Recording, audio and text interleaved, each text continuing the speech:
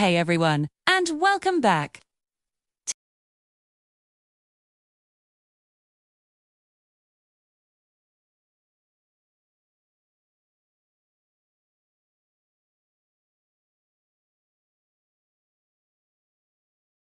These involve the major cerebral arteries, the anterior, middle, or posterior cerebral artery, also known as the ACA, MCA, and PCA.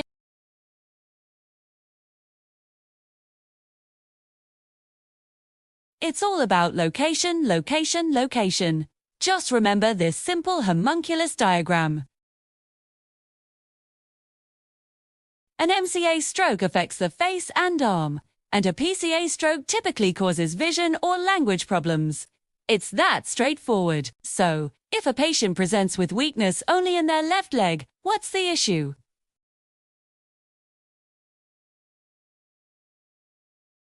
What if they have weakness just on the right side of their face? That's a left MCA stroke. The deficits are specific and localized.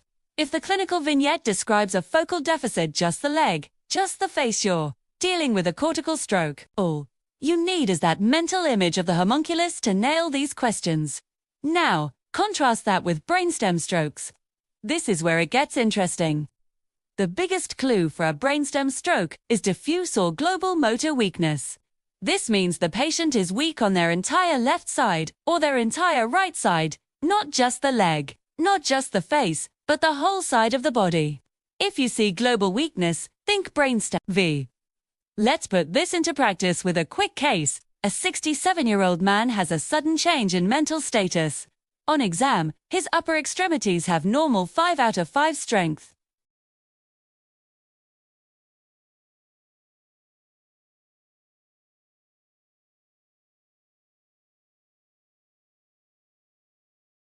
Let's break it down. The key finding here is the complete loss of strength isolated to the right lower extremity. It's a focal deficit affecting only the leg.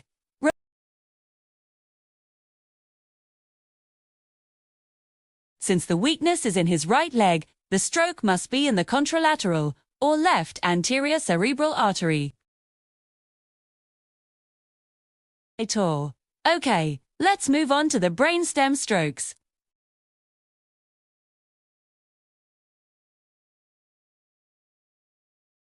This rule was actually developed by a neurologist to help non-neurologists easily identify brainstem strokes, and it's incredibly effective. The rule of fours has a few simple parts. First, we divide the brainstem into 3 sections: the midbrain, the pons, and the medulla. Section contains 4 cranial nerves in numerical order. We're going to ignore cranial nerves 1 and 2 since they aren't technically in the brainstem. So, the midbrain has cranial nerves 3 and 4. The pons has 5, 6, 7, and 8, and the medulla has 9, 10, 11, and 12. The next part of the rule helps us determine if a structure is medial or lateral. 2. It's a simple math trick. Cranial nerves whose numbers divide evenly into 12 are midline. The ones that don't are lateral. So, nerves 3, 4, 6, and 12 are midline.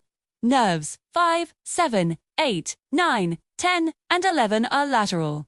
Let's visualize this. In the midbrain, we have nerves 3 and 4. Both divide evenly into 12, so they are both midline. In the pons, we have 5, 6, 7, and 8. Only cranial nerve 6 divides evenly into 12. The rest 5, 7, and 8 are lateral. Finally, in the medulla, we have 9, 10, 11, and 12. The only one that divides evenly is 12. So it's our midline nerve there. Keep this layout in your head: midbrain, pons, medulla, and which nerves are midline versus lateral. Think M4 motor and M4 midline. These are the medial longitudinal fasciculus, or MLF, which helps control eye movements. The motor tract, which is the corticospinal tract for our main motor function. The medial lemniscus, which handles proprioception and vibration.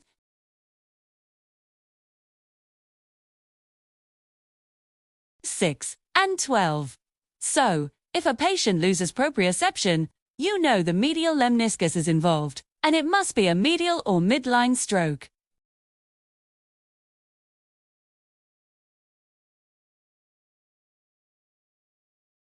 Think S for sensory and S for side, or lateral. These are the spinothalamic tract, for pain and temperature sensation, the spinocerebellar tract, which affects coordination, the sympathetic pathway, where damage can cause things like Horner syndrome, and finally, the sensory nuclei of those lateral cranial nerves 5, 7, 8, 9, 10, and 11.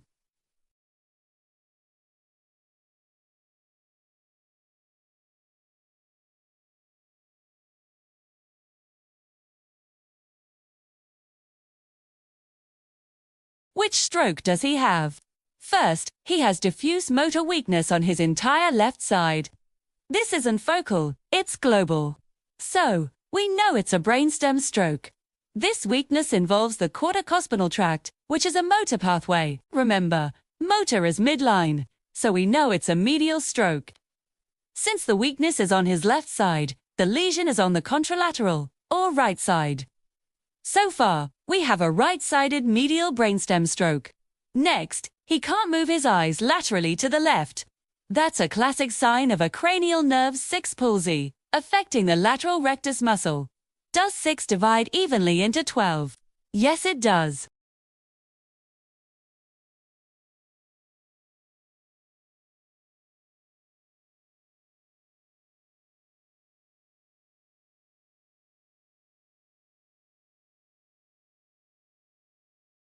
So let's put all the pieces together. We know it's a right-sided lesion, it's medial, and it's located in the pons. The answer is a right medial pontine stroke, L. On your exam, you don't need to know fancy names like Wallenberg syndrome. Just being able to identify it as right, medial, and pontine is enough. So that's the rule of 4s. It's a powerful tool that turns complex brainstem anatomy into a simple, solvable puzzle.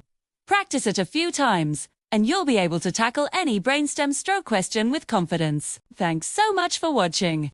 If you found this helpful, be sure to like and subscribe for more USMLE content. See you in the next video.